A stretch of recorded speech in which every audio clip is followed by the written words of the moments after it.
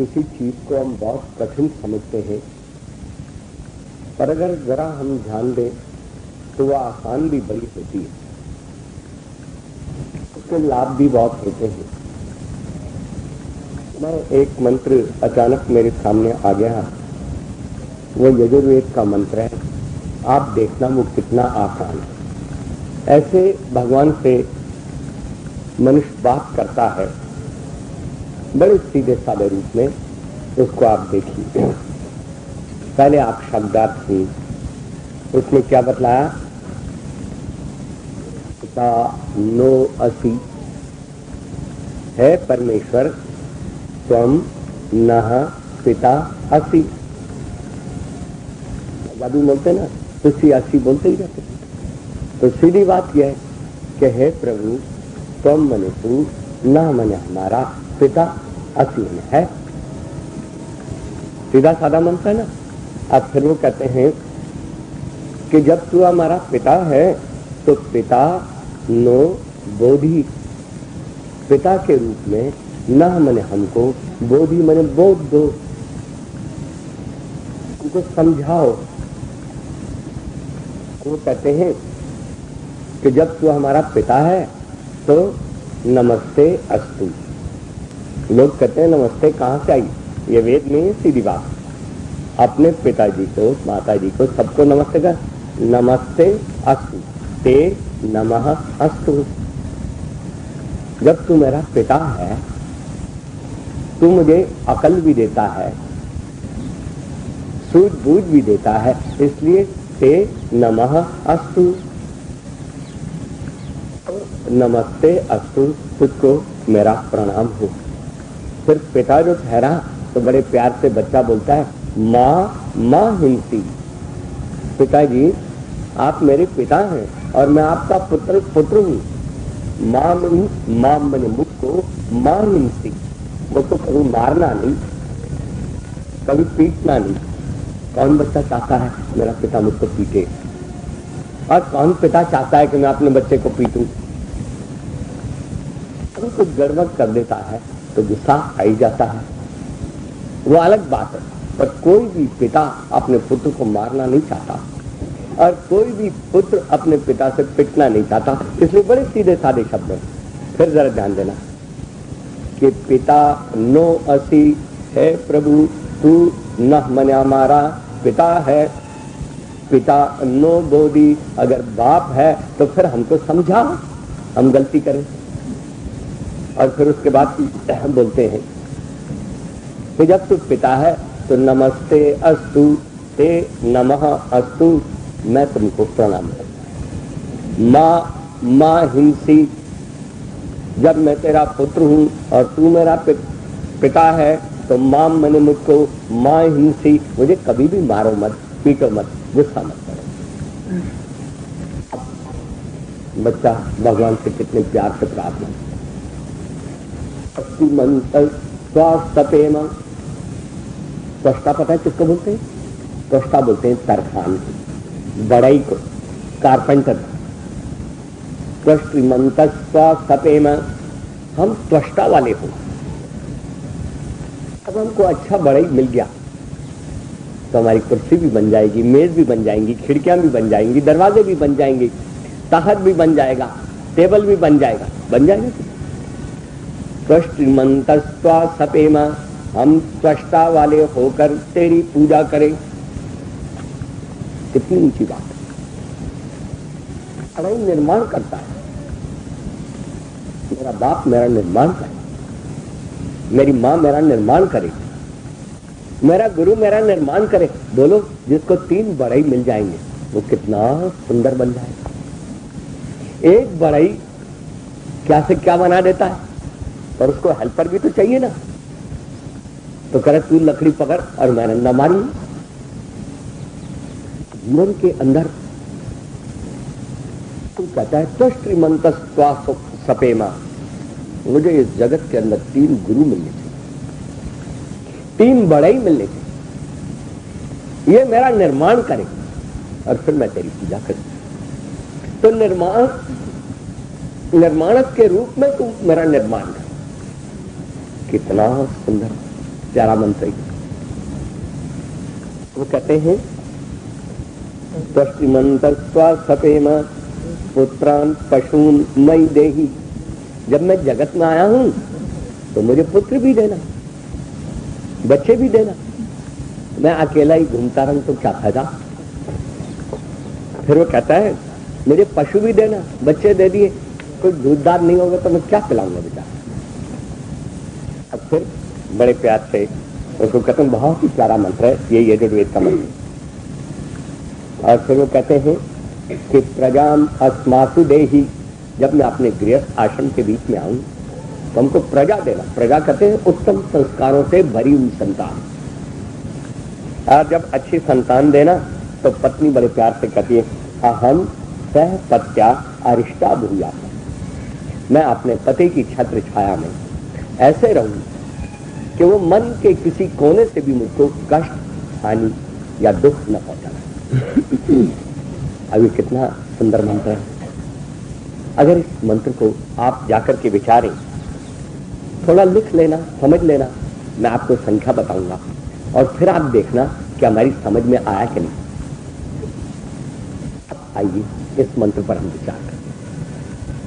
तो बात मेरे साथ आप बोलो इस मंत्र, आपको सबको अच्छा लगा। बोलिए ओम पिता नो असि। हे प्रभु तू हमारा पिता है। फिर कहते हैं पिता नो बोधि। बोलिए ओम पिता नो बोधि। पिता के रूप में तुम हमको अकल दो, बुद्धि दो। और फिर वो क्या कहते हैं, नमस्ते अस्तु। हे प्रभु तुझको मेरा प्रणाम स्वीकार। माँ हिंसी, माँ हिंसी, मुझे दुख मत दो, मुझे कष्ट मत दो। और मैं इसलिए प्रार्थना करता हूं कि तू पिता होकर के तू मुझे कष्ट, कौन पिता अपने बच्चे का उत्थान नहीं करता। तो कहते हैं त्वष्टि मन का स्वास्थ्य, हम त्वष्टा वाले होकर के तुम्हारी पूजा करेंगे। पुत्रान पशून मई देही। अगर मैं गृहस्थ आश्रम में जाऊं तो मुझे बच्चे भी देना, और बच्चों के पालन पोषण के लिए सबसे बढ़िया चीज होगी पशु देना। कुआं के अंदर कोई भी भोजन पूरा नहीं, लेकिन केवल दूध ऐसा है जिसको पूर्ण भोजन करते हैं। बहादुरगढ़ में एक साधु है, वो दूध ही पीता।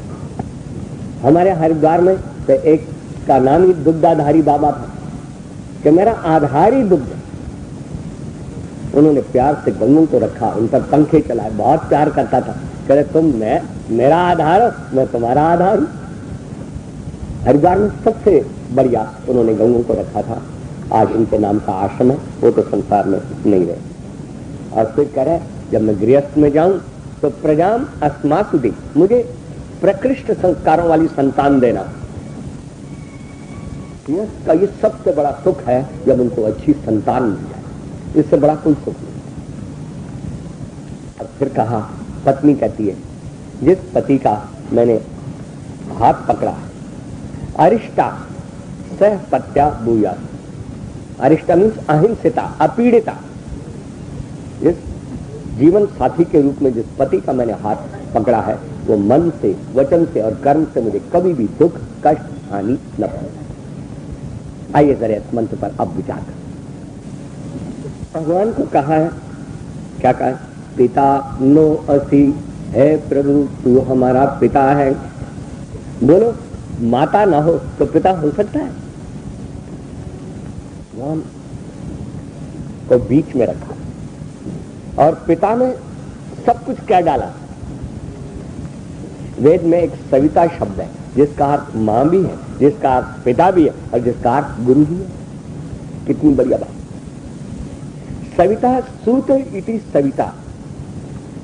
शुंग प्राणी गर्भ विमोचन है, जो प्राणियों को गर्भ से बाहर लाता है। तो उस रूप में जो मां है,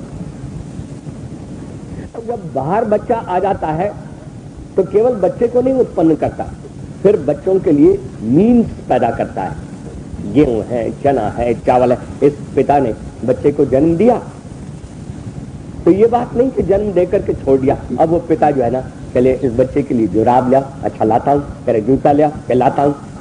कह रहे इस बच्चे के लिए पाउडर लिया, अच्छा लाता हूँ। इसके लिए दूध लाओ, लाता हूँ। सब कुछ लाता है।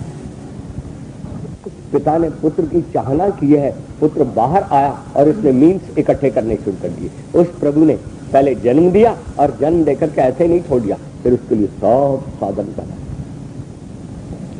एक दिन बच्चा था, दूसरी में पढ़ता था, मुझे भूख लगी।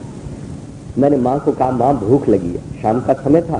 तो उसने कहा बेटा साग तो बना लिया है, तो उसको मैं घोट रही हूँ, और फिर तुम्हारी मन की इच्छा हुई तो मक्की की रोटी खा लेना, दूसरी खानी हुई तो दूसरी खा लेना। तो मैंने कहा अच्छा माँ। तो मैं फिर खेलने लगा। इतने में पिताजी संध्या कर रहे थे, धीरे से मुझे बुलाया, बेटा इधर आओ। संध्या के बाद मुझे कहा बेटा तुमको ये भोजन कौन देता है? मैंने कहा कौन देता है? आप ले आते हैं, माँ बना लेती, हम खा लेते हैं। नहीं बेटा। उन्होंने मुझे इतनी सुंदर बात की, आज तक मुझे उसकी बात। और मैं सोचता हूँ मेरा अनपढ़ या बहुत थोड़ा लिखा पिता मुझे इतना अच्छा आध्यात्मिक बना गया। रामप्रसाद तूने तो अभी तक किसी को इतना अच्छा आध्यात्मिक बनाया ही नहीं। मेरे पिताजी मुझे एकदम बोले तुम्हें मालूम है ये भोजन तुम्हें कौन देता है? तो मैंने कहा आप ले आते हैं, माँ बना लेती, हम खा लेते। नहीं, इस दुनिया के अंदर बेटा सारे माँ बाप मिल जाएं तो भी न एक चने का दाना या गेहूं का दाना बना सकते हैं, और न एक साग का पत्ता बना। पिताजी ने तो कह लिया, लेकिन जब मैं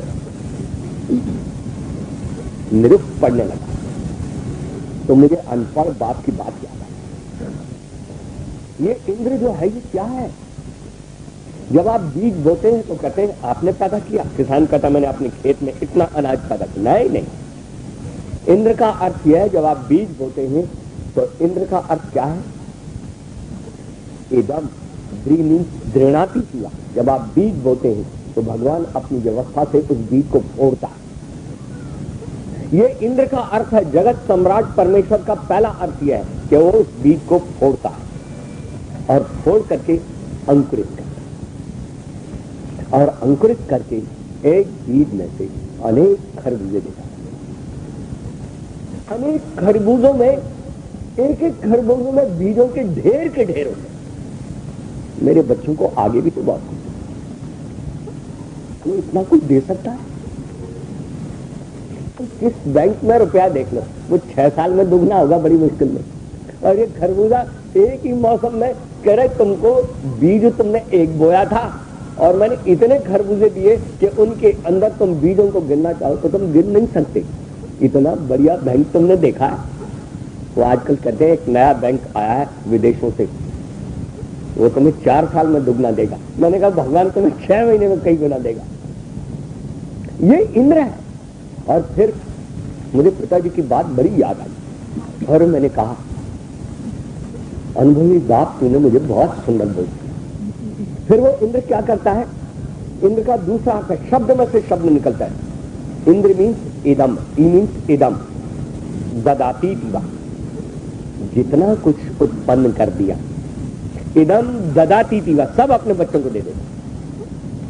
ये माँ तो हंडिया में बच्चों को खिला के भी अपने लिए कुछ रख लेती, पर वो माँ अपने लिए कुछ नहीं रखती। कभी उसने काजू का दाना मुंह में नहीं डाला।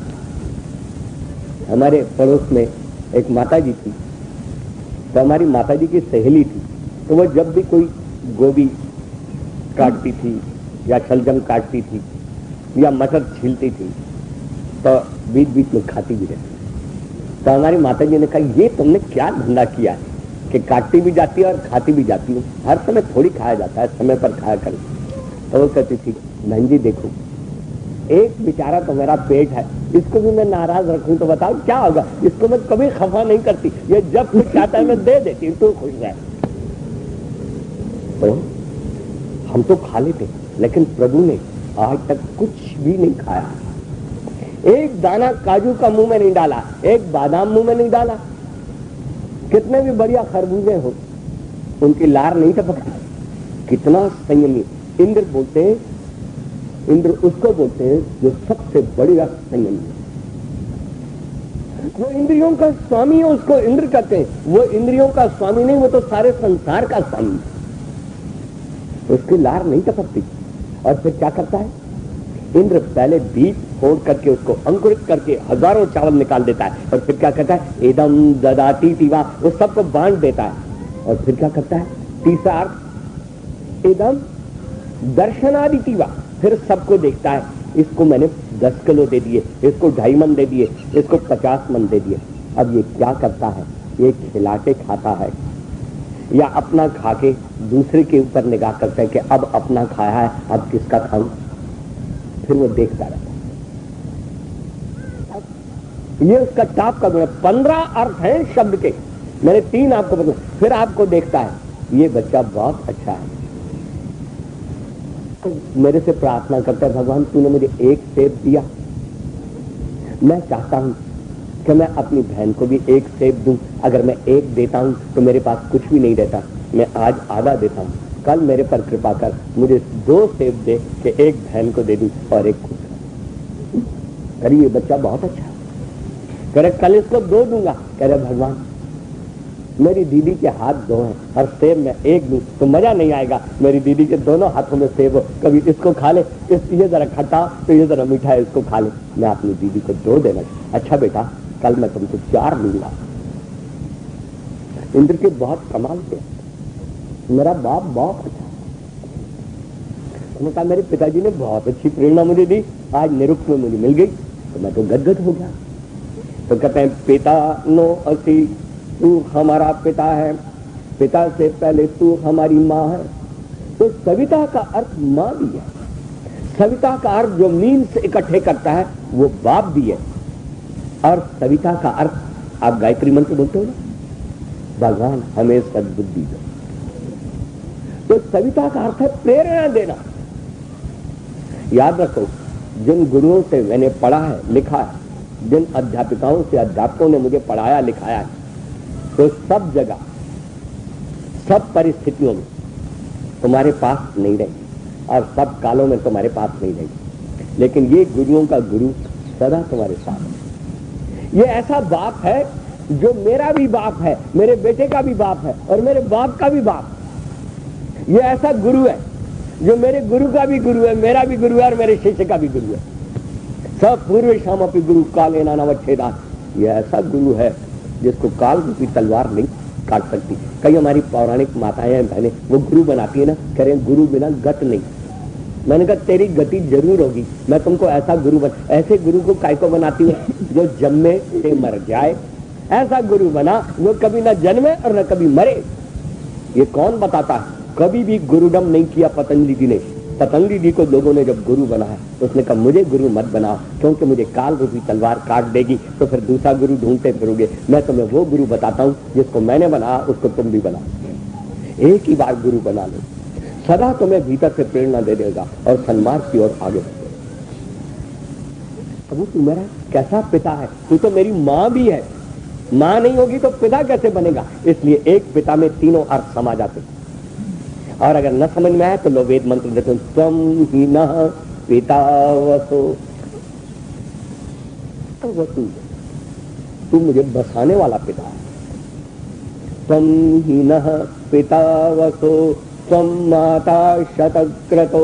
और तू मेरी ऐसी माँ है सैकड़ों उपकार करती है, तो माँ भी हो गया और पिता भी हो गया और गायत्री मंत्र में गुरु भी हो गया। पिता नो असी, तू हमारा पिता है। और जब पिता के रूप में माता भी है, पिता भी है और गुरु भी है, तो सब कम न बोली। अब फिर हमको बोध कराओ। याद रखना ये ऐसा पिता है, जब बैठोगे जहां बैठोगे, जहां तुम्हारी प्रॉब्लम होगी वहीं तुम्हारा समाधान करेगा। इसके अंदर ऐसा सुंदर बताया, याद रखना जितनी भी माताएं हैं, पिता हैं और गुरु हैं, उनको कहीं न कहीं अंधेरा है। वो चाहे रामचंद्र जी हो, चाहे स्वामी दयानंद हो, चाहे गुरु नानक देव जी हो, और चाहे राम तीर्थ हो, चाहे विवेकानंद हो, सबको किसी न किसी विषय में अंधेरा है। लेकिन ये ऐसा गुरु है जिसका नाम अग्नि स्वरूप है, इसमें अंधेरा है ही नहीं। स्वामी दयानंद को एक जाट बोला, ये किसी से नहीं हराया जाता, इसको मैं हराऊंगा, क्योंकि जाट तो जाट ही होता है ना। वो अपनी अकल को तीसरे आसमान की अकल समझता है। तो उसने कहा इसको कोई नहीं हरा सका, इसको मैं हराऊंगा। कह रहे तू कैसे हराएगा? कह रहे ये तो बहुत अकलमंद बना फिरता है ना, और दुनिया के सब लोगों को हराता फिरता है। मैं इससे पूछूंगा क्या तू सब कुछ जानता है? अगर ये कहेगा कि मैं सब कुछ जानता हूं तो मैं पूछूंगा कि गाय की पूंछ में कितने बाल हैं। उस बेचारे का तो यही काम है ना, और वो बता नहीं सकेगा। और फिर मैंने कहा तू गाय का विद्वान है, तू तो ये भी नहीं बता सकता गाय की पूंछ में कितने बाल होते। और जो ये कहेगा कि मैं ज्ञानी नहीं हूं, तो करे जब तेरे को ज्ञान ही नहीं है तो काय को टक्कर मारने आया इन विद्वानों के साथ। तो दोनों चित्त भी मेरी और पट भी मेरी, और यह हार जाएगा और मैं तालियां बजा दूंगा। लेकिन स्वामी दयानंद को वो उसके पास बैठता था जहां से अकल बढ़ती है सुबह सवेरे। आर्य लोग जब प्रातः काल के मंत्रों का उच्चारण करते हैं, ओम प्रातरग्निम प्रातरिंद्रम हवामय, मैं सुबह सवेरे उसके पास बैठता हूं जहां से ज्ञान के स्रोत प्रवाहित हो। जब स्वामी दयानंद को पूछा बोल तू ज्ञानी है या अज्ञानी, तो स्वामी दयानंद बोले कि कुछ विषयों में मैं ज्ञानी हूं और कुछ विषयों में मैं अज्ञानी हूं। करे यहां भी हम ही हार गए, ये कमाल का आदमी है। करे इसको तो दूर दूर से प्रणाम। यहां देखो मैं पूछा था कि ये पतीले का ढक्कन क्यों हिलता है। बाप को पूछा, मां को पूछा, अड़ोसी को पूछा, पड़ोसी को पूछा, कोई नहीं बता सकता। अंत में सारी दुनिया से निराश होकर के आंख बंद करके बात करता। क्या बात है कि ये ढक्कन हिलता है? नीचे था तब ये हिलता नहीं था, ऊपर आकर के क्यों हिलने लगा? ऐसा पता लगता है कि चुपके से बताने वाला बता गया कि ये भाप का कमाल है। अरे ये भाप का कमाल है, तो जो भाप ढक्कन को हिला सकती है तो बहुत बड़ी चीज को भी हिला सकती है। बस फिर इंजन तैयार हो गया, जिसको दुनिया में बाहर कोई नहीं बता सकता, अंदर चुपके से वो बता। कह रहे तुमको किसने बता? कह रहे ये तो पता नहीं, पर मैंने आंख बंद करके दुनिया से निराश होकर के जब भीतर जाएगा तो कोई चुपके से बता गया और मेरी समझ गया। याद रखना उसमें अंधेरा नहीं है। ऋषि दयानंद जी को जब चूहे वाली घटना में ये पता चला तो बाप से पूछा ये असली शिव है, तो वो फिर बैठ गया। लेकिन कहता है क्या ये असली शिव है, क्या ये असली शिव है? तो भीतर से कोई बता गया कि जिस शिव की तलाश में तू निकला है ये वो शिव नहीं। तो वो शिव कहाँ है? कि वो तेरे अंदर। वाह! किसी से फिर नहीं पूछा, सीधा माँ के पास गया। माँ भूख लगी। बेटा मैं पहले ही जानती थी तू बच्चा है, तगड़ा है, भूख लगती है, तू व्रत नहीं रखा। माँ ये बात नहीं, अब तो कुछ और ही हो गया। और भोजन किया, अब मैं और व्रत करूंगा जो उसको पकड़ने का, उसको प्राप्त कर। फिर निकल मेरे पिता मुझे बोध दे, जब मैं दुनिया से निराश होकर के आंख बंद करूं तो तू मुझे ऐसी अकल दे दे कि फिर मुझे किसी से अकल लेने की जरूरत नहीं। नमस्ते अस्तु, मैं तुमको प्रणाम करता हूं। प्रणाम होता है, बस ही आदमी कहते हैं बेटा इनको प्रणाम कर। चलो पिताजी कह रहे हैं तो कर दे, अंदर से उसको नहीं देते। लेकिन एक जब उसके उपकारों को और उसके प्यारों को देखता है तब अंदर बाहर से प्रणाम करता है। नमस्ते अस्तु, है पिता मेरा तुमको प्रणाम। तू मेरी माँ भी है, तू मेरा बाप भी है, तू मेरा गुरु भी है। माँ माँ हिंसी, मेरी कभी भी हिंसा मत करना। माँ माँ हिंसी, मेरी कभी भी हिंसा मत करना। अरे बेटा कभी बाप भी बेटे की हिंसा कर। बाप तो गुस्से में आकर के भी बेटे को मारता है तो भी छाया में रखता है। पहले तो माँ ने बच्चे को मार लिया और मार करके फिर उसकी जहां चोट लगी थी ना प्यार से हाथ फेरने लगी। अरे तुम मारती काहे को थी जो इतने प्यार से हाथ कर दी? माँ तो मारती भी है, उसमें भी प्यार होता है और दूसरे के प्यार में भी मार होती है। तो प्रभु कहता है बेटा मैं तुमको मार सकता हूँ, तुमको कष्ट देता हूँ, तेरे उत्थान का चिंतन तो मैं रात दिन करता हूँ। इस दुनिया के अंदर शास्त्रों में बतलाया गया है ये बाप अपने बच्चे को जितना ऊंचा उठता हुआ देखना चाहता है इतना कोई दूसरा देख ही नहीं सकता। आप अपने बेटे की ऊंचाइयों को जब देखता है कि भगवान मेरे बेटे को इतना ऊंचा रखना कि उस तक मेरी भी पहुंचना। अब एक बार वो दफ्तर जाए तो कह रहे आप नहीं जा सकते साहब, इस समय नहीं मिलेंगे, तो और तो नाराज भी हो गए। वो बड़ा खुश होता है, आज तूने मेरे बेटे को कितना महान बना दिया कि उसका सेवक मुझे भी रोक रहा है कि तुम उससे नहीं मिल सकते, वो तो बहुत ऊंचे आदमी है, बड़ी मुश्किल से टाइम देते हैं। बहुत अच्छा बेटा, मैं जा रहा हूं, कोई बात नहीं, मैं रात को मिल लूंगा, दीजिए मैं ऑफिस को मिल। तो बाप बोला आज मेरे जीवन के लिए सबसे खुशी की बात है कि मेरे बेटे का सेवक कहता है कि आप अब नहीं मिल सकते, साहब की आज्ञा है कि पहले पर्चा लिखो। अब उसने पर्चा लिखा कि बेटा मुझे तुमसे बहुत जरूरी काम है। बेटा अपनी कुर्सी छोड़ करके दौड़ा हुआ आया और उसके पैरों में पड़ गया, पिताजी मैं आपकी क्या सेवा करूं? पिता कहता मेरा सब कुछ वसूल हो गया बेटा, मुझे भूल गया कि मैं तुम्हारे पास किस काम के लिए आया। अब आपका एक अपना ही सुख होता है। अब वो कहते त्वष्टिमंत स्वसतेम, त्वष्टा का अर्थ मैंने बतलाया किसको बोलते हैं? तरखान। त्वष्ट तनु करने, तरखान क्या करता है? छीलता रहता है और सुंदर सी मेज बना देता है, सुंदर सी कुर्सी बना देता है, सुंदर सी खिड़कियां बना देता है। उसको आश्रम वालों ने रख लिया, घर वाले माँ बाप भी उसको रखना चाहते हैं, आश्रम वाले भी रखना चाहते हैं। और वो गृहस्थ बन गया, उसने विवाह कर दिया, अरे निकलो। पिताजी बोले अब मैं तेरे को थोड़ी खिलाऊंगा, अब तू अपने आप कमा और खा। अरे भगवान ये क्या हो गया, मैं गृहस्थी क्या बन गया? माँ बाप ने भी निकाल दिया और ये आश्रम वालों ने भी ब्रह्मचर्य आश्रम से निकाल दिया। न कोई संन्यास आश्रम में रखना चाहता है, न वानप्रस्थ में रखना चाहता है, न माँ बाप रखना चाहता है। अब मैं क्या करूं? अब भगवान से वो हाथ जोड़ के कहता है भगवान इस बेचारी का हाथ पकड़ा तो कह रहे फिर मैं क्या करूं? कह रहे इडाम, इडा कहते हैं भूमि को, कोई रहने का ठिकाना दे दी।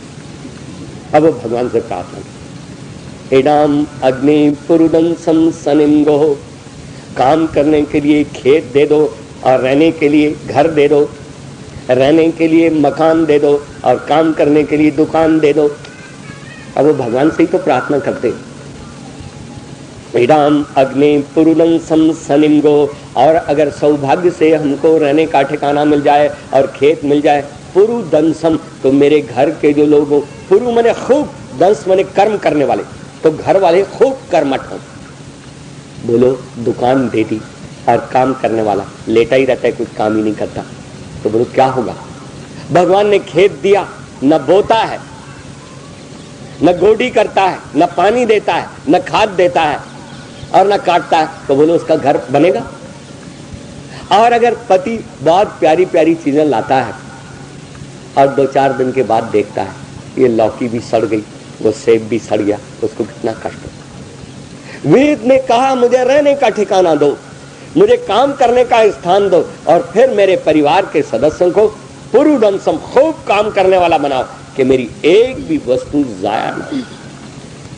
जिस समय पति कुछ लाता है और उसकी एक एक चीज का सदुपयोग होता है, उसको वो फूला नहीं समाता, और जिस समय पत्नी के पास पति कुछ लाता है पुरुषार्थ करके, तो वो भी फूली नहीं समाता। ये मनोवैज्ञानिक सत्य कितना भरा हुआ है इन मंत्रों में, मैं इसकी व्याख्या नहीं करता, इस समय इसका शब्दार्थ बतलाता हूँ। एडाम अग्नि पुरुदम सनिम गो, और फिर हमको गौ भी दे देना ना, सूखा ही सूखा आटा खाते रहेंगे तो खुशकी हो जाएगी। तो भगवान कहता है से कहा गौ भी दे देना, गौ भी दे दी। किसको दूं? हवामान आए इस यजमान के लिए जो रोज हवन करता, इसको सब कुछ दो भगवान। अब भगवान ने कहा तेरे को अच्छी पत्नी भी मिल गई, तेरे को अच्छा पति भी मिल गया, गाय भी मिल गई, खेत भी मिल गया, घर भी मिल गया, अब तो तू खुश है। अरे भगवान गृहस्थ की शोभा तो संतान से है ना, तो फिर मैं क्या दूं? कह रहे श्यान न सुनु न गृह सुनु स्यात्, हमारे घर में बच्चा दे दो। आजकल के लोग क्या मांगते? भगवान से कहते हैं, एक माता जी बोली राम प्रसाद भगवान से प्रार्थना करूं। मैंने कहा क्या करूं? मेरे बेटे का 5 साल हो गया, विवाह हो गया, आप प्रार्थना करो ना कि भगवान उसको एक लड़का दे दे। मैंने कहा ना माँ, तू ही मांग ले। उसने कहा मैं तो 5 साल से मांग रही हूँ, वो सुनता ना, तू बोलेगा तो शायद सुन ले। मैंने कहा मेरे को काय को परेशान करती है। वो अपने बेटे से कहे वो मांगेगा। कह रहे तूने मांगा था ना अपने गृहस्थ में? कह रहे हाँ मांगा था। तो कह रहे तेरे को भगवान ने दे दिया? कह रहे दिया, तभी तो मैंने उसका विवाह किया। तभी तो मैंने उसका विवाह किया। तो उसने कहा फिर बेटे को कह दे वो भगवान से मांग लेगा, उसको बेटा मिल गया तो तेरा पोता ऑटोमेटिक हो जाएगा, मुझको भी तकलीफ नहीं करनी पड़ेगी। अब आप बतलाओ एक दुनिया। और एक माता जी एक बात याद रखना, भगवान से कभी लड़का मांगना तो लड़की मांगना। कह रहे क्यों? मैंने कहा कुछ दिन बाद फिर तुम मेरे पास आओगी। कह रहे क्यों आऊंगी? जब लड़का हो गया और लड़की होगी तो फिर कौन आऊंगी? मैंने कहा लड़के का निर्वचन वो होता है जो हर बात अपनी लड़के मनवाए, उसका नाम लड़का। और जब तेरे बच्चे लड़ेंगे तो तू फिर मेरे पास आएगी कि इन बच्चों को समझाओ। तो तू भगवान से लड़का मत मांग। हमारी सारी संस्कृति में न भगवान से लड़का मांगा और न भगवान से लड़की मांगी। हम भगवान से पुत्र मांगते और पुत्री मांगते। हम भगवान से सूनु मांगते हैं, हम भगवान से तनय मांगते हैं, हम भगवान से विजावा मांगते हैं। पता है इन शब्दों के अंदर कितनी ताकत है? उनसे मांगो, क्या मांगो? लड़का मत मांगो, लड़की मत मांगो, पुत्र मांगो। पुत्र के 4 अर्थ होते हैं। अभी मेरा अंग्रेजी का एक सेमिनार हुआ था, मैंने सबको कनाडा से भी और इधर उधर से सब आए गुरुकुल कांगड़ी में। मैंने कहा तुम बताओ सन माने क्या होता है? सन माने क्या होता है? तो बेचारे चुप रहे। मैंने कहा तुम ज्यादा बताओगे। सन माने बेटा होता है और बेटे माने सन होता है। सारी उम्र दूध दोते रहो, इस शब्द में से कुछ नहीं निकलेगा, लेकिन वेद के शब्दों में कितना दूध है। मैंने कहा एक शब्द बताता हूं दुनिया की किसी संस्कृति में मुझे बता दोगे तो मैं वेद को मानना चाहूंगी। इस जगह भगवान से प्रार्थना की, मुझे नह सुनु नह गृहे सुनु स्यात्, हमारे घर में सुनु होवे। सुनु किस बच्चे को बोलते? सुष्ठुतया नूयते स्तूयते इति सुनु, जो अपने उत्तम गुण कर्म स्वभावों से स्थान स्थान पर स्नेह सम्मान और यश को पाए। भगवान मुझे वो बच्चा दे दो। आजकल तो लोगों को मांगना भी नहीं आता, वो लड़का ही मांगते हैं। भगवान मुझे वो बच्चा देना जो अपने उत्तम गुण कर्म स्वभावों के कारण से स्थान स्थान पर स्नेह सम्मान यश और प्यार को पाए। और याद रखना कि मां बाप के संस्कार होते हैं ना, वो बच्चों में आ जाते हैं। विद्वान बहुत सुंदर उसके विचार थे। वो जहां भी जाता था तो कोई उनको गुरु मानता था, कोई जाने क्या क्या मानता था। और वो झट माताओं में से एकदम कह रहे भाई अपनी तो एक ही भाभी है, बस उसी को हम भाभी बोलते हैं, बाकी जो भी मिलता है या उसको माँ कह देते हैं या बेटी कह देते हैं या बहन कह देते हैं। उस व्यक्ति के इन संस्कारों का परिणाम आपको बतलाता हूं कि जब उसकी बेटी 22 साल को क्रॉस करने लगी, उस बेटी के इतने उत्तम संस्कार हैं कि कभी विवाह की बात मन में ही नहीं आती। और वो एक दिन अपनी मां से बोलती है, मां हमारे विचार सदा पवित्र रहे, तो जब भी कोई व्यक्ति को एजुकेशन के कांटेक्ट में आता है पुरुष, तो मैं एकदम या उसको भैया बोल देती हूँ या उसको पिताजी बोल देती हूँ, और या मेरा भतीजा वतीजा हुआ अड़ोस पड़ोस में तो उनको बेटा कह देती हूँ। और बाप जो लंबी उम्र तक वो करता रहा बिना समझाए बेटी में ये संस्कार। और उस बेटी का एक दूसरा संस्कार जो 1.25 साल की उम्र में उस बच्ची में था, वो दांतों तले उंगली दबा। याद रखो जो आप सोचते हो वो बच्चों में चला जाए। न सुनो प्रभु मुझे वो बच्चा दो जो अपने उत्तम गुण कर्म स्वभावों के कारण से स्थान स्थान पर स्नेह सम्मान यश और प्यार को पाए, मुझे वो बच्चा चाहिए। फिर कहा दूसरा अर्थ क्या है? इस नूयते स्तूयते माता पितरौ येन सा सुनु। सुनु कौन है? जो स्थान स्थान पर अपने मां और बाप को पुजवा दे, उनको यशस्वी बना दे। अरे किसका बेटा है? ये उसका बेटा। अरे जब उसका बेटा है तो ये अच्छा कैसे नहीं होगा? बाप जो इतना अच्छा है। ये किसका बेटा है? ये उस माँ का बेटा। अरे वो माँ तो देवता है, जिस देवी का अपना ही जीवन ऐसा है, उसका बेटा कैसे देवता नहीं? कह रहे मुझे वो बच्चा देना कि जो मुझे स्थान स्थान पर स्नेह, सम्मान और यश और प्यार दे। स्वामी दयानंद के बाप को कौन जानता था? स्वामी दयानंद के गुरु को कौन जानता था? लेकिन स्वामी दयानंद ने को लोगों ने गुरु कहा और उसको दादा गुरु कहा। अब आज उस माँ के घर को देखने जाता है, उस पिता के घर को टंकारा देखने चाहता है, जिस घर में उस माँ बाप ने दयानंद को पैदा किया। मुझे वो संतान दो जो मुझे स्थान स्थान पर स्नेह, सम्मान और यश का पात्र बना दे, अपमान मेरे लिए न लाए। और तीसरा, सुष्ठुतया नवति स्तौति थी, सुनो, मुझे वो बच्चा चाहिए जो तेरी आराधना करे। अरे जिस प्रभु ने आंखें दी, जिसने कान दिए, जिसने सुंदर शरीर दिया, जिसने सब खाने पीने रहने सहने का सब वैभव दिया, जो उसको भूल जाएगा वो मुझे क्या याद करेगा? प्रभु मुझे आस्तिक संतान चाहिए जो पहले तेरी आराधना करे और बाद में मुझको प्रणाम करे, मुझे वो। मैंने कहा जाओ दुनिया की किसी किताब में मुझे संतान के लिए ऐसे शब्द बतला दो। जब उन दंपति ने ये बच्चा मांगा, फिर कहता और कैसे, श्यान सुनु तनयो विजावा, मेरा पुत्र कैसा हो, तनु विस्तारे। अगर मैंने अपनी फैक्ट्री खोल करके 100 आदमियों को रोजी रोटी दी है, तो तने उस पुत्र को बोलते हैं जो माँ बाप के अच्छे कामों को विस्तार दे। मेरे माँ बाप ने फैक्ट्री खोल करके 100 आदमियों को रोजी रोटी दी है, अगर मैं उस बाप का बच्चा नहीं हूंगा अगर मैंने 200 परिवारों को रोजी न। एक आदमी से पूछा, आप दान दे दो। कह रहे कितना? कह रहे जो भी आपकी श्रद्धा। नहीं, ये बताओ। मुझे तो पता नहीं, मेरे पिताजी आर्य समाज में जाते थे फलानी जगह, वो कितना देते थे? कह रहे वो तो 1000 देते। तो कह रहे मेरा लिख लो 1001। कह रहे अभी तो तुमने काम भी नहीं समझना ही नहीं। मेरा नाम तने है। तने उस पुत्र को बोलते हैं जो माँ बाप के अच्छे कामों को विकास दे दे। मेरा माँ बाप 1000 देता था, मैं उसको 1001 तो करूंगा, लेकिन 999 नहीं होने। दुनिया के अंदर सन किसको क्या प्रेरणा देगा? मैंने उनको बोला तुम बोलते हो SUN सन मने बेटा, और मैं तुम्हें कहता हूँ SUN मने सन मने बेटा और SUN सन मने सूर्य, तुम इसको काट सकते हो? कह रहे ना, लेकिन मैं तुमको जो शब्द बतलाऊंगा वेद के, तुम उसको काट नहीं सकते। कहा मुझे तने चाहिए जो मेरे अच्छे कामों को विकास दे दे।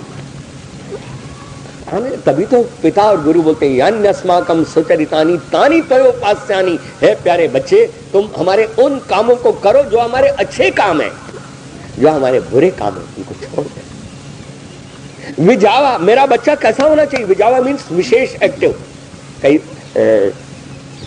बच्चे होते हैं ना, एक पिता अपने बच्चे के पास गया, बेटा ये काम करा। कह पिताजी जब भी कोई काम हो मैं ही आपको दिखता हूं, ये भी तू करा और वो भी तू करा, वो भी तो बैठा हुआ है, उसको तो नहीं कहते। हाँ, वो लाडला जो ठहरा, व्यंग भी मार दिया और कोस भी दिया, लेकिन इसको भी जा नहीं बोलते। एक दूसरा पिता है, वो अपने एक बेटे को कहता है बेटा तेरी माँ बीमार है, जाकर के दवाई लिया। दूसरा बेटा दौड़ता दौड़ता, पिताजी क्या बात है? कह रहा बेटा माँ बीमार है तो तेरे भैया को कह रहा हूं कि तू दवाई लिया। अरे पिताजी आपको मालूम नहीं है कि भैया का कल पेपर है? अगर ये ऐसे दवा लाता रहेगा और इन कामों के लिए जाता रहे, बेचारा पेपर कैसे करेगा? कह रहा बेटा माँ के लिए दवाई तो लानी है। कह रहा मैं किस मर्ज की दवा हूं, मुझे बताओ मैं लाता। मुझे वो बेटा चाहिए जो अपने कंधों का भार उठा करके दूसरे व्यक्ति के कंधों पर न रखे, बल्कि दूसरे व्यक्ति दूसरे भाई के कंधों का बोझ लेकर अपने कंधे पर चढ़े। मुझे वो बच्चा चाहिए। मैंने कहा तुम्हारे पास क्या व्यूज है? और अंत में वो माँ बाप बोलते हैं साते सुमते भूतवश में, प्रभु मेरी और अकल ज्यादा तो नहीं कि मैं और आपसे क्या मांगू, बस साते सुमते भूतवश में मेरे उस बच्चे को ऐसी बुद्धि दे देना, ऐसी बुद्धि दे देना कि जिसको मैं भी नहीं मांगू। अब भगवान कैसे बनाता है? अब आपको जब भगवान ने कहा कि हमको ऐसा बच्चा दे देना, तो भगवान कितने प्यार से कहता है तो श्रीमंतस्त्वा सपेमा। कह रहे जब तुमने बड़ई से अपनी मेज बनवाई उसको कुछ दिया था? कह रहा हाँ दिया था। क्या दिया था? कि लकड़ी का लट्ठा लाके दिया था। कुछ और भी कीलें भी लादी थी, और भी सामान जो सरेश भी लाया था, सब कुछ लाया था। कह रहे बेटा तुम मुझसे बच्चा मांगते हो, मुझे भी तो कुछ दो। कह रहे भगवान क्या दे। अब दोनों दंपति जो भगवान से बच्चा मांगते हैं और भगवान उनसे रॉ मटेरियल मांगता है। त्वष्टिमंतस्त्वा सपेमा, अरे मुझसे बच्चा मांगते हो, मुझे कुछ रॉ मटेरियल तो दो। अब दोनों पति और पत्नी मिलकर के भगवान को रॉ मटेरियल देते, इसको गर्भाधान संस्कार बोलते। भगवान हमारे पास क्या है कि तुम्हारे पास रॉ मटेरियल है, वो मुझे एक जगह लाके इकट्ठा कर दो। दोनों दाम्पत्य जीवन में एक दूसरे के संपर्क में आते। याद रखना, नारी और नर के पास जो दो चीजें होती हैं, अगर वो बाहर आ जाए तो हमारा तन भी मलिन हो जाता है, कपड़ा भी मलिन हो जाता है। और ऋषि दयानंद जी बोलते हैं उसके बाद स्नान करके साफ सुथरा होना चाहिए। हमने भगवान को वो रॉ मटेरियल दिया कि जो बाहर निकल जाए, तन पर लग जाए तो हमारा तन मलिन हो जाता है, कपड़े पर लग जाता है तो हमारा कपड़ा मलिन हो जाता है। वो रज और वीर्य हमने भगवान को दिया और उससे प्रार्थना की कि तुम मुझे संभाल। अब इस दुनिया का कोई भी व्यक्तित्व उसको जानता नहीं। अब भगवान अंदर त्वष्टा बन करके उस बच्चे का निर्माण करता। जब बच्चे का निर्माण किया, आपको पता है आयुर्वेद के एक ग्रंथ में देखा, कमाल करता है बना। जरा से कलल को लेकर के धीरे धीरे उसको ठोस बनाता है, और ठोस बना बना करके फिर क्या करता है, जब अंग प्रत्यंग बनते तो लौंदा सा बन गया ना, जैसे राजस्थानी वो मूर्तियां बनाते, तो भगवान पहले इसकी खुदाई करता है, तो वो आंख बना देते ना, लेकिन उसकी आंख देखती नहीं है। लेकिन भगवान क्या करता है, अंदर चेतन तत्व बिठाता है, बाहर से इसको साफ करता है, इसमें छेद करता है, यहां पर आंख फिट करता है, पुतली फिट करता है, पुतली का कनेक्शन अंदर आत्मा से जोड़ देता है, तब ये संसार को देखना प्रारंभ। इधर खुदाई की, इस खोल में उन्होंने पर्दा डाल दी। जानते हो ये पर्दा, दुनिया के लोग इस पर्दे की कीमत को नहीं जानते। मैं तो एक दिन दिल्ली में देख करके दंग रह गया कि भगवान क्या बनाता है। जितने भी ईयर स्पेशलिस्ट हैं वो इस पर्दे की कीमत को क्या जाने। मैं दिल्ली में बैठा, हमारे घर से बैठी, अचानक फोन आ गया। फोन आते ही इन्होंने कहा, क्या तुमने मुझे पहचाना, मैं कौन बोल रही हूं? ये वो लड़का था जो उसकी सहेली का भाई था, जिनके माता पिता मर गए थे, और एक बड़ी बहन ने सारा जीवन ब्रह्मचर्य आश्रम में रह करके कमाया और इन बच्चों को बनाया मां बनकर। 20 साल के बाद इन्होंने फोन पर पूछा, क्या तुमने मुझे पहचाना? ये व्यक्ति 20 साल तक अमेरिका में, इंग्लैंड में, जर्मनी, न जाने कहां कहां घूमता है, जिसने लाखों ने करोड़ों आदमियों को देखा और सुना। तो धीरे से बोला, क्या आप सरोज दीदी नहीं है? उन्होंने कहा, मैं सरोज दीदी। अरे मैंने कहा, भगवान इस पर्दे को तुमने कितना ऊंचा बनाया, कितना सेंसिटिव बनाया कि 20 वर्षों में विदेशों में रह करके जिसने हजारों ने, लाखों ने, करोड़ों आवाजें सुनी, लेकिन फिर भी एक बार जिसको सुना उसने कहा, क्या आप सरोज दीदी नहीं हो? उन्होंने कहा, हाँ मैं सरोज दीदी हूं। मैं तो सोचता ही रह गया। मैंने ईयर स्पेशलिस्ट से पूछा, ये पर्दा कैसे बनता है, किन तत्वों को किस मात्रा में मिलाकर किस टेम्परेचर वाली जगह में रखा जाता है जो पर्दा?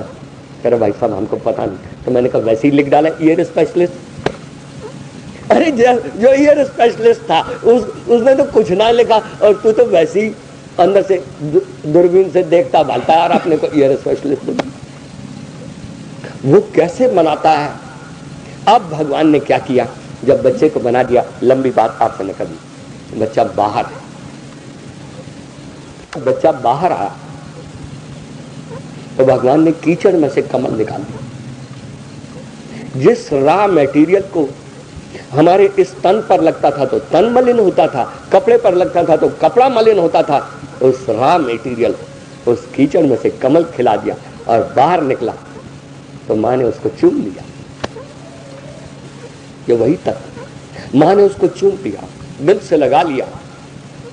दादी ने कहा भगवान तूने मेरी मुद्दतों की पुकार सुन ली, उसने भी दिल से लगा। अब उसको गोदी में बिठा लिया।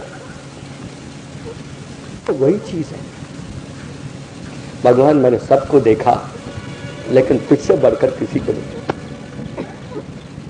ये वो त्वष्टा है, जब मुझे बना के रख देता है तो दुनिया मुझे छाती से लगाती है। दुनिया मुझे अपनी आंखों का तारा समझती है। मां क्या कहती है? मेरी आंखों का तारा है, तो मेरा दुलारा है। दादा भी और दादी भी और माँ भी और नानी भी और बाप भी और बच्चे भी सब फूले नहीं समाते। कोई इसको चूमता है, कोई इसको चाटता है, कोई इसको उठाए उठाए फिरता है। त्वष्टिमंतस्त्वास्वप्रेमा, मुझे एक तेरे जैसा त्वष्टा तरखान मिल जाए, एक माँ मिल जाए, एक बाप मिल जाए और एक गुरु मिल जाए तो बड़ा मेरा जीवन बन जाएगा ना। और इन गुरुओं के पास से गुजरता हुआ मैं तेरी पूजा करूं, मैं विद्युत्ता की दृष्टि से भी कमाल हो जाऊं, मैं स्वास्थ्य की दृष्टि से भी कमाल हो जाऊं और मैं प्यार की दृष्टि से भी कमाल का हो जाऊं। मुझे ऐसा बना दे कि जब मैं तेरी पूजा करूं मुझे आनंद आए। अब बोलो, जिस भगवान ने मेरे पर इतनी कृपा की, मैं उसकी पूजा करूंगा कि नहीं करूंगा? फिर भगवान को कहा कि जब मैं गृहस्थ आश्रम में जाऊं तो मुझे क्या देना? मुझे पुत्र भी देना, मुझे पशु भी देना। अरे कितनी प्यारी वस्तु है। पुत्र किसको बोलते हैं? दुनिया के अंदर जितने भी संतान संबंधी शब्द है, ये निराला शब्द है जिसके 4 अर्थ हैं। अब ये भगवान से कहता है मेरे माँ बाप ने सोनू मांगा था, तू मुझे पुत्र देना। पुत्र किसको बोलते हैं? पुन्नाम नरकस्ततस्त्रायते, जो अपने माँ बाप को नार की अवस्था से बाहर निकाल के खड़ा कर देता है, वो मुझे पुत्र चाहिए।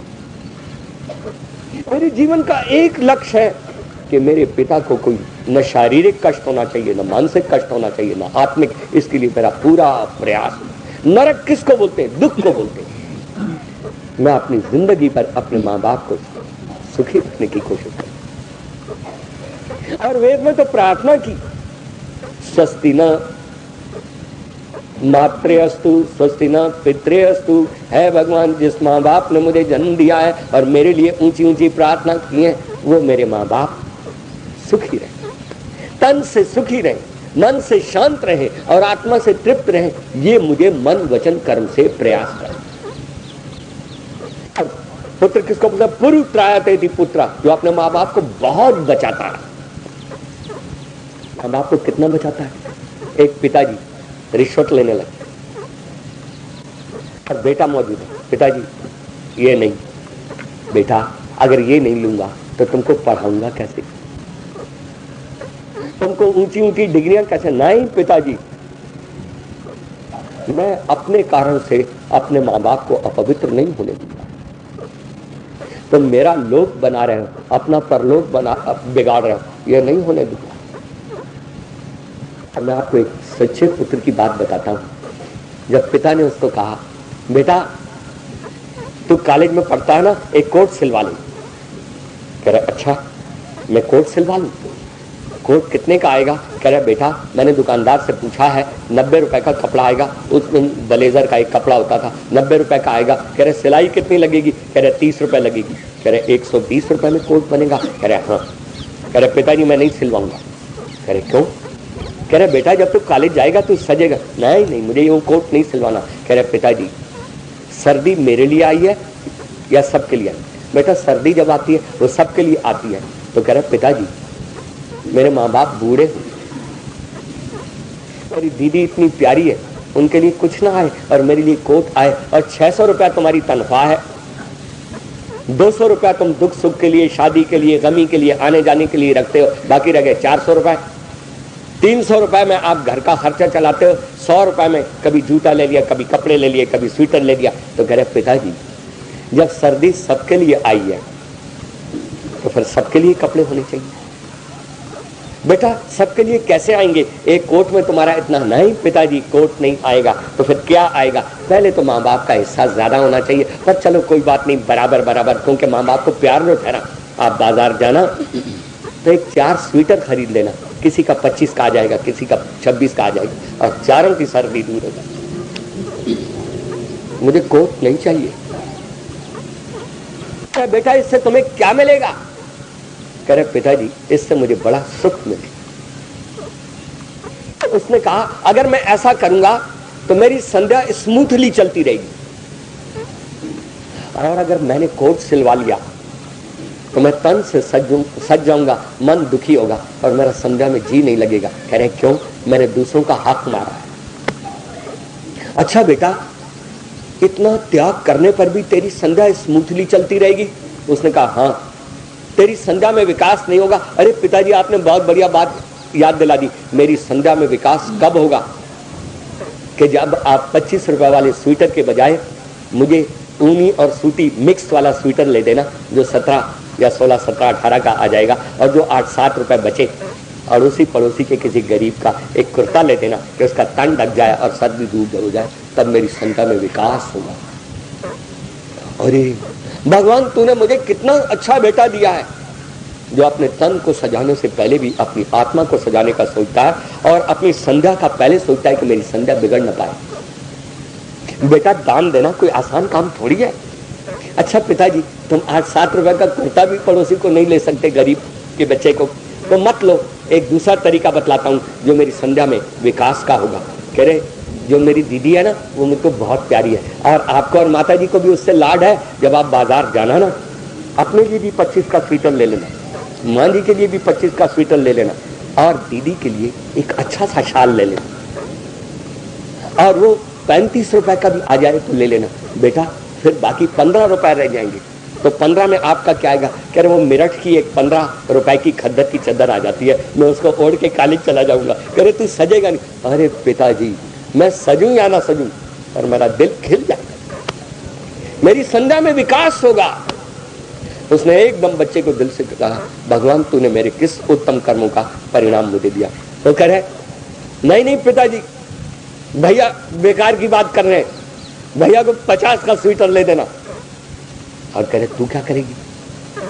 कह रहा बेचारी ज्यादा पढ़ी लिखी तो नहीं, घरों में बहनें रहती नहीं। कह रहा मुझे सर्दी लग गई तो मैं माता जी की स्वेटर पहन के बाहर चली जाऊंगी, और जब मैं घर हुई उसे सर्दी लगी तो वो चली जाएगी, और हम घर रहे सर्दी भी लगी तो रजाई भी पड़ी है, कंबल भी पड़ी है। जिस घर में ऐसे बच्चे रहते हैं उस घर को स्वर्ग नहीं कहेंगे तो और किसको कहेंगे? प्रभु मुझे ऐसे बच्चे दे, मुझे ऐसे पुत्र दे जो अपने ऊंचाइयों को पकड़ने के लिए अपने माँ बाप को अपवित्र न, इसको पुनाति चाह त्रायते चाह, इसके 4 अपने बाप को पवित्र रखता है कि इसका परलोक न बिगड़े, और बाप क्या सोचता है मेरे बच्चे का लोक न बिगड़े, और बेटा सोचता है मेरे बाप का परलोक न बिगड़े। बोलो ऐसा चिंतन इस दुनिया की किस किताब में है?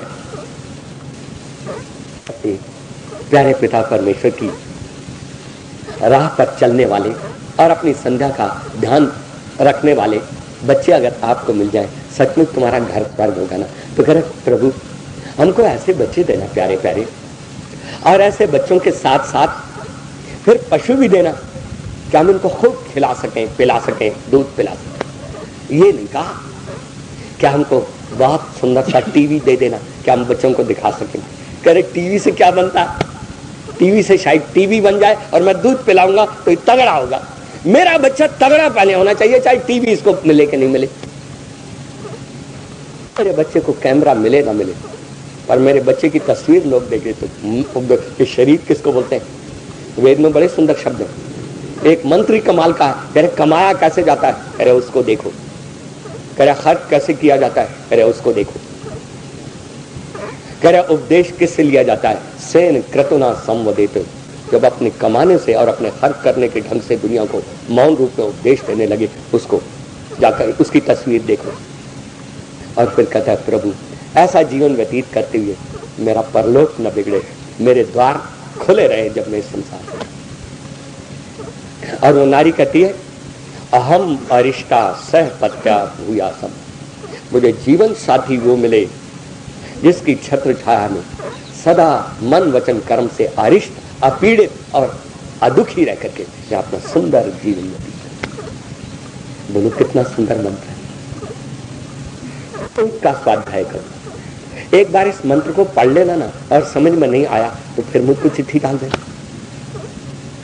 लेकिन आर्यों, ये तुम्हारी सच्ची धरोहर है जो तुम्हारे साथ जाएगी। रुपया जाएगा नहीं जाएगा, साड़ी जाएगी नहीं जाएगी, पैंट कोट जाएगा नहीं, ये जाएगा तुम्हारे